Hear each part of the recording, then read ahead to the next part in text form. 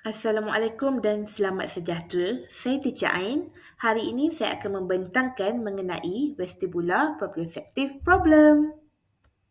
Baiklah, tuan-tuan dan puan-puan, vestibular proprioceptive problem ni adalah sebuah penyakit yang berkaitan dengan masalah vestibular processing. Okey, jadi berdasarkan kepada kajian yang dilakukan oleh IRIS, masalah yang berkaitan dengan vestibular processing ni ia akan berevolusi daripada simptom yang paling ringkas sehinggalah penyakit ni dia akan mengalami simptom yang paling kompleks. Okey. Jadi mari kita lihat satu persatu evolusi penyakit vestibular processing ni. Okey, yang pertama adalah berkaitan dengan vestibular processing problem. Apakah penyebabnya? Penyebabnya adalah pesakit tu dia rasa tak cukup rangsangan pada central vestibular processing. Okey, simptom dia poor equilibrium reaction iaitu tidak balas equilibrium yang kurang dan juga kurang muscle tone terutamanya pada otot extensor. Otot yang digunakan untuk extend jari jemari kita, untuk extend arm kita, untuk extend kaki kita. Okey, jadi masalah vestibular processing ni macam mana kita nak assess, kita nak tahu dia. Yang pertama, kita boleh gunakan pemerhatian klinikal sama ada secara tak formal ataupun secara formal. Yang kedua, ada juga standardized test score. Ada test yang tertentulah yang akan dilakukan kepada pesakit untuk pastikan sama ada pesakit ni ada masalah vestibular processing problem atau tak. Okey. Okey, evolusi yang kedua adalah postural and bilateral integration disorder. Nama penyakit ni adalah postural and bilateral integration disorder. Okey, postural nama pendek dia PBI, okey.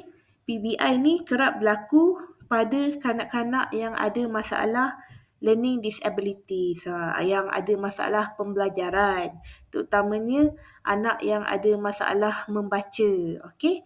Simptom dia adalah seperti sama macam kat atas tadi sebab dia berevolusi kan. Maksudnya kat sini simptom dia yang makin bertambah. Contohnya macam tadi poor equilibrium tu, dia masih ada poor equilibrium. Lepas tu anak tu akan ada immature writing. Dia tak boleh nak betulkan sendiri. Contohnya macam dia tersalah duduk kan, sengit duduk. Dia tak boleh nak tegakkan badan dia sendiri. Sebab ada masalah immature writing tu lah. Lepas tu dia ada low muscle tone juga. Dia ada masalah diskriminasi antara right dengan left. Dia tak dapat bezakan di antara mana satu kiri, mana satu kanan. Dan juga dia kurang hands dominant. Dia tak tahu mana satu tangan yang dominan untuk dia. Tangan kiri ke tangan kanan. Dia kurang jelas. Disebabkan dia ada masalah diskriminasi. Dia tak tahu bezakan mana satu kiri, mana satu kanan kan. Jadi bila anak ni tak tahu bezakan mana satu kiri, mana satu kanan. Jadi dia pun akan ada masalah hands dominance. Dia tak tahu mana satu tangan utama dia yang biasa dia gunakan, yang kerap dia gunakan. Okey? Okey, seterusnya kita akan tengok pada evolusi yang seterusnya. Okey? Seterusnya, untuk pengetahuan umum, pada tahun 1970, IRIS telah memasukkan Southern California Postrophthalmia Nystagmus Test iaitu SCPNT yang boleh panjang lagi nama dia kan, sebagai salah satu kayu ukuran untuk mengukur masalah vestibular processing ni. Jadi, SCPNT ni telah menjadi sebahagian daripada SIPT study, SIPT studies yang dijalankan oleh IRIS. Okey, berikutnya kita akan pergi kepada evolusi yang seterusnya iaitu vestibular bilateral integration disorder. Tadi PBI kan, sekarang daripada PBI kita pergi kepada VBI. Okey, IRIS dia telah menggantikan PBI, term yang sebelum ni kan, term penyakit yang sebelum ni iaitu PBI. dia dah gantikan dengan Vestibular Bilateral Integration Disorder, iaitu VBI. Okey, apakah penyebab VBI ni? Penyebab dia masih lagi inefficient central processing of vestibular input.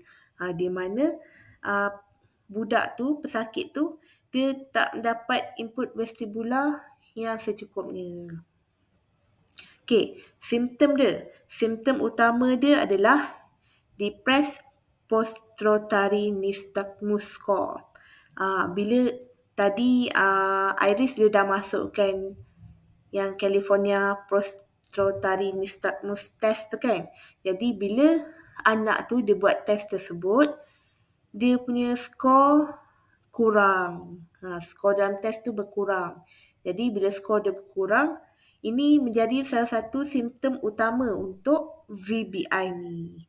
Okey, simptom yang seterusnya masih lagi sama macam evolusi yang sebelum ni, iaitu anak ni dia akan ada low muscle tone, tone otot dia kurang.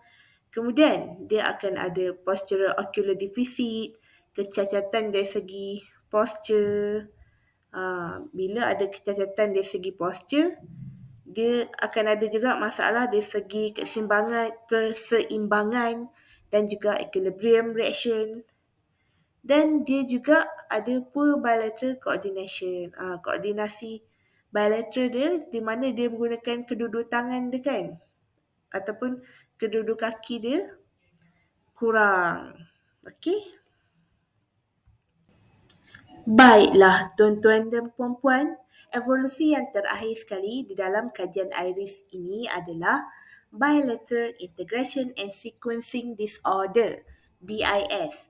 Okey, jadi dalam SIP studies yang dijalankan oleh Iris membawa kepada further evolution, evolusi yang seterusnya. Masalah vestibular processing ni lah. Ni evolusi yang terakhir. Okey, jadi study SIP ni dia dapat mengenal pasti BIS, Bilateral Integration and Sequencing Disorder, sebagai evolusi yang terakhir untuk masalah vestibular processing ni. Okey, simptom dia apa? Poor bilateral coordination, masih lagi macam sebelum ni, koordinasi bilateral dia poor. Maksudnya penggunaan kedua-dua belah tangan ataupun kedua-dua belah kaki masih lagi kurang, masih lagi lemah. Dan juga di samping tu, anak ni akan ada kesukaran untuk sequencing action. Maksudnya dia nak atur macam dia nak atur pergerakan tu kan, susah. Sebab bila dia ada masalah dengan bilateral dia, jadi untuk membuat sesuatu pekerjaan atau pergerakan tu memang susah. Jarang yang kita buat pekerjaan gunakan sebelah anggota badan je. Contohnya kalau kita nak berjalan kan, kita orang yang normal mestilah berjalan dengan kedua-dua belah kaki kan. Maksudnya kita melangkah guna kedua-dua belah kaki. Itu bagi orang yang normal.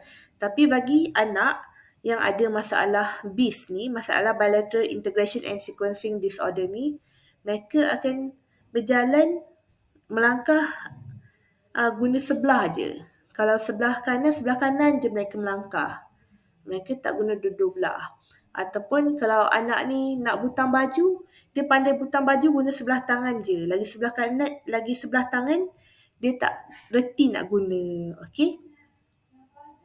Jadi kat sini saya sediakan untuk paparan anda semua tentang carta aliran evolusi masalah vestibular processing ni lah yang dijalan, iaitu berasal daripada kajian Iris. Kalau anda boleh lihat di sini, atas sekali yang warna purple ni, dia bermula dengan vestibular processing problem. Kemudian bila Iris dah makin mendalami dia punya research, Iris pun jumpa dengan postural and bilateral integration disorder. Daripada vestibular processing tadi, dia berevolusi, berubah kepada masalah PBI, postural and bilateral integration disorder. Daripada PBI ni pula, bila Iris ni makin mendalami research dia, makin buat research, dia berubah kepada vestibular bilateral integration disorder. Dan sekarang diakhiri dengan bilateral integration and sequencing disorder, BIS. Okey? Tuan-tuan dan puan-puan, selain daripada hasil kajian daripada IRIS, terdapat juga hasil kajian daripada pengkaji-pengkaji yang lain. Contohnya, Fisher. Okey. Apa yang Fisher kaji tentang masalah vestibular proprioceptive problem ni? Okey, mari kita lihat. Yang pertama adalah sensory integrative dysfunction. Ia berkaitan dengan nyah fungsi sensory integrative. Okey, apakah penyebabnya? Poor vestibular proprioceptive processing.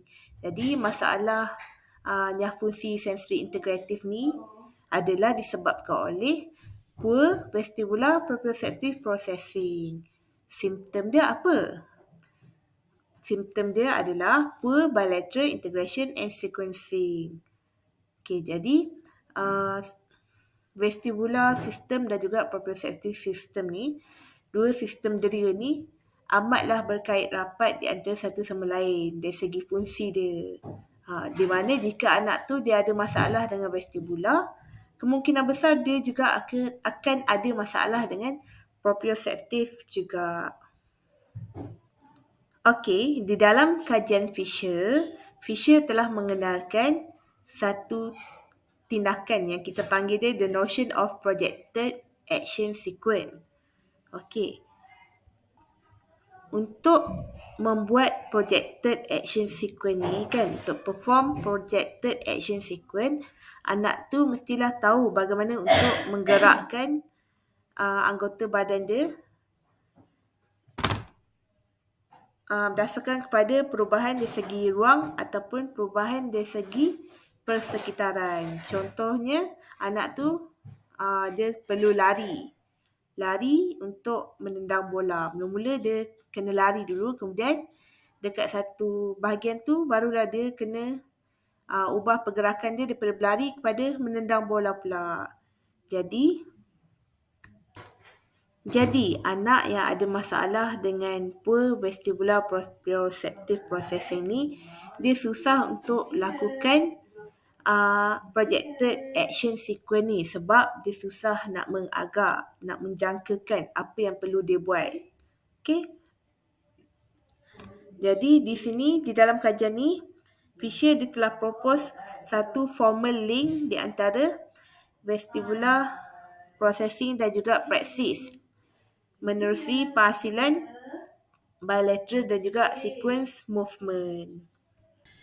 Berdasarkan daripada kajian orang lain selain daripada Iris dan juga Fisher, mereka berpendapat BIS iaitu Bilateral Integration and Sequencing Disorder sebagai satu bentuk praxis disorder yang mild. Okey? Jadi secara umumnya penyakit ni berkaitan dengan kesukaran vestibular dan juga proprioceptive. Okey, apakah simptomnya?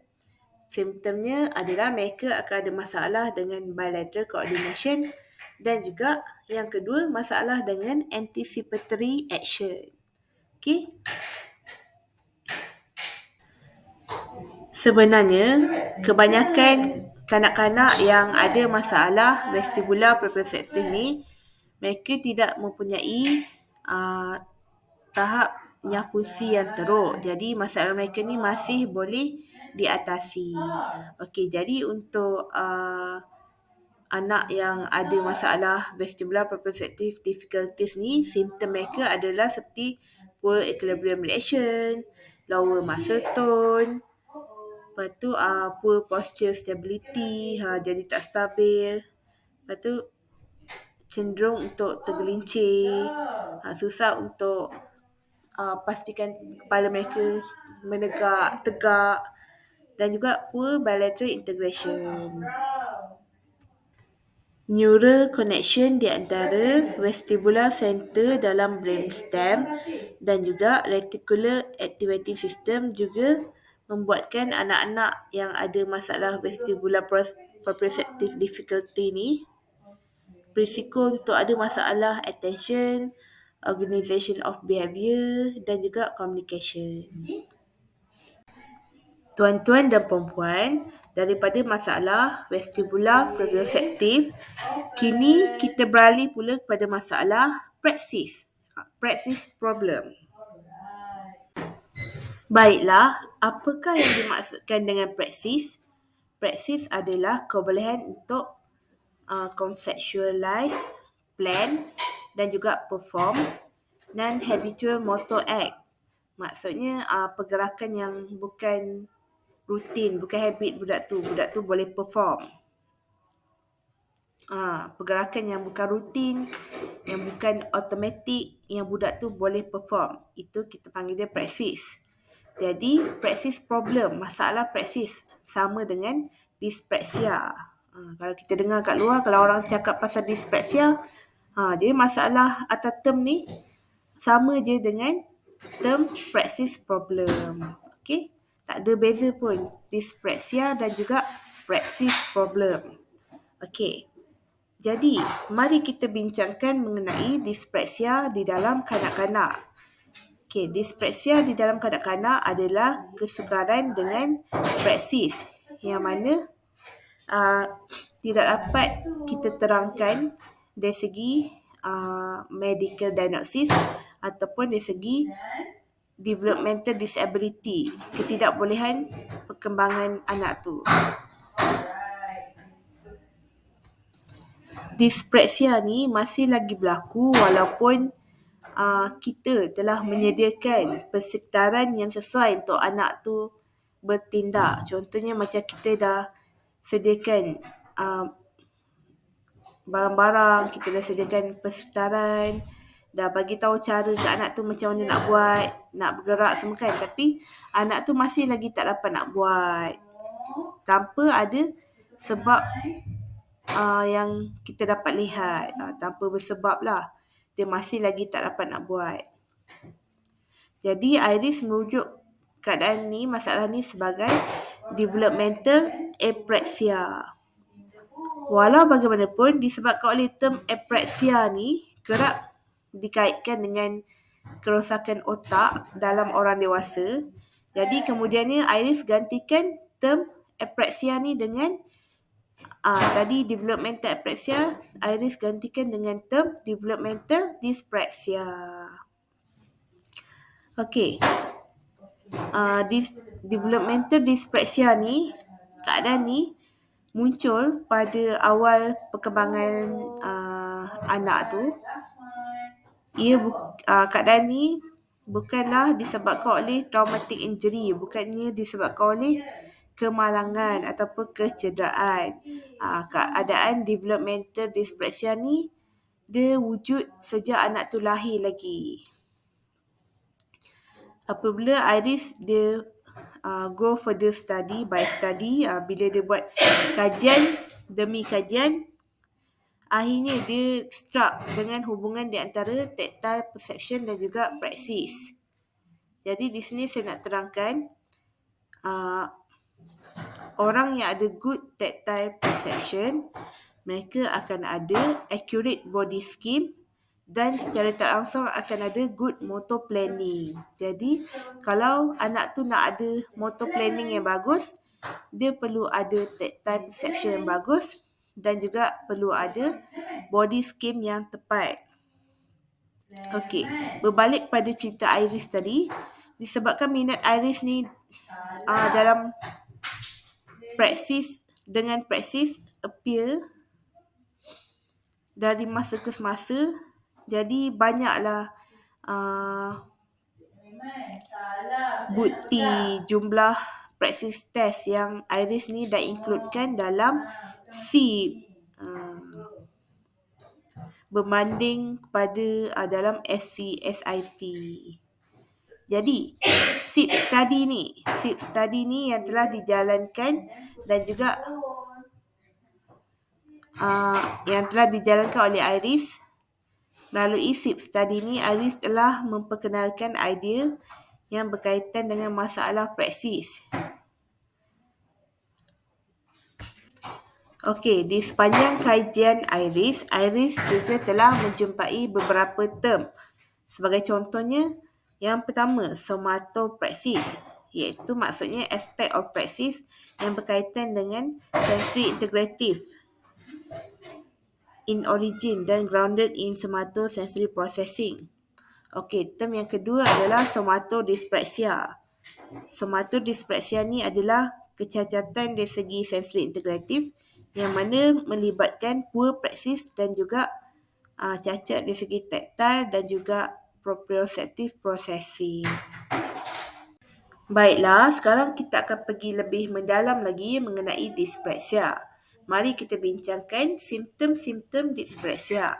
Okey, simptom yang pertama adalah anak yang ada masalah dyspraxia ni, mereka akan ada masalah dengan ideation. Maksudnya, susah untuk mereka menjana idea baru untuk menghadapi situasi yang baru. Sebab mereka ni selalu sangat buat pergerakan yang rutin, yang dah jadi habit kan. Jadi bila mereka mengalami situasi yang baru, mereka tak tahu macam mana nak menghadapi situasi tu. Mereka tak ada idea. Contohnya macam tiba-tiba rumah mereka terbakar, ada banyak asap kan. Jadi mereka tak tahu nak buat macam mana, nak buat apa untuk hadapi asap tu. Nak kena turun merangkak ke, mereka tegak je kat situ, tak ada buat apa-apa kan, sebab mereka tak ada idea macam mana nak buat. Okey, jadi anak yang dyspraxia ni,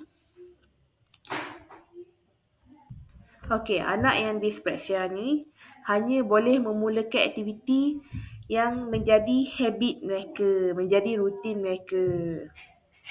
Sebab mereka kurang goal dalam kehidupan mereka.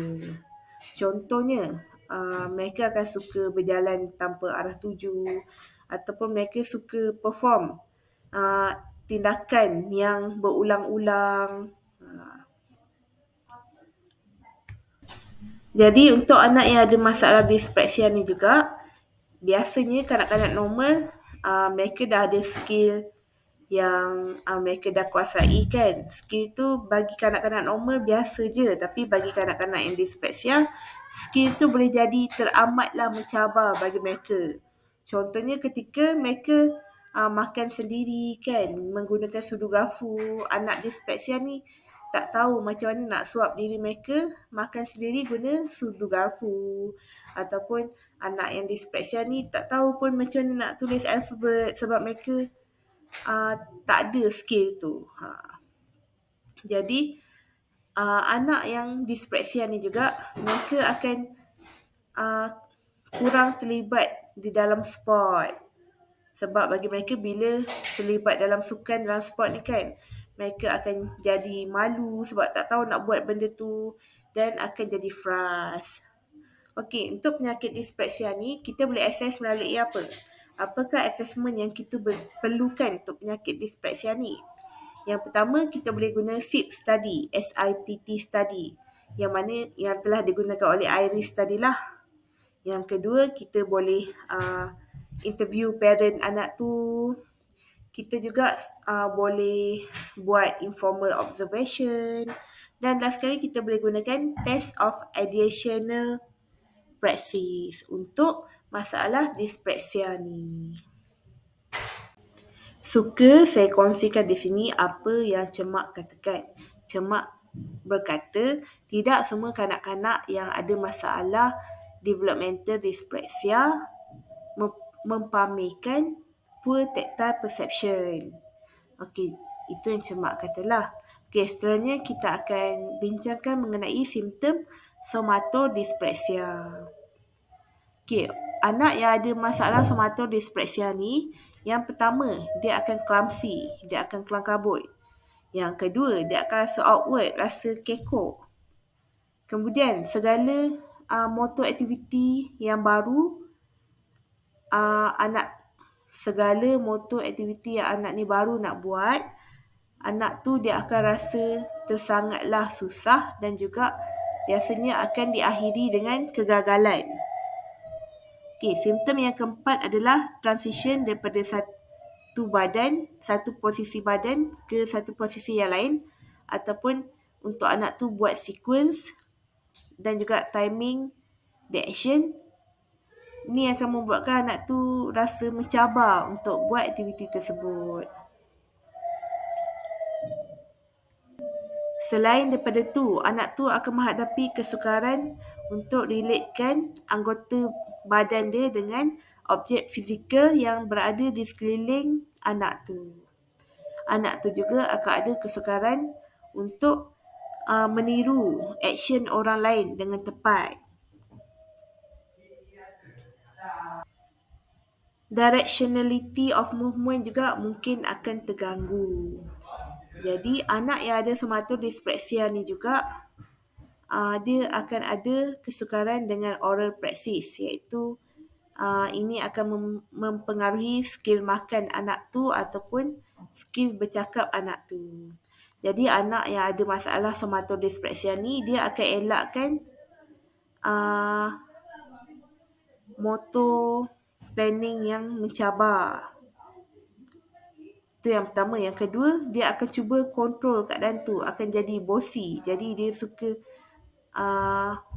kontrol situasi tu, dia akan suka mengarah arah orang je. Okey?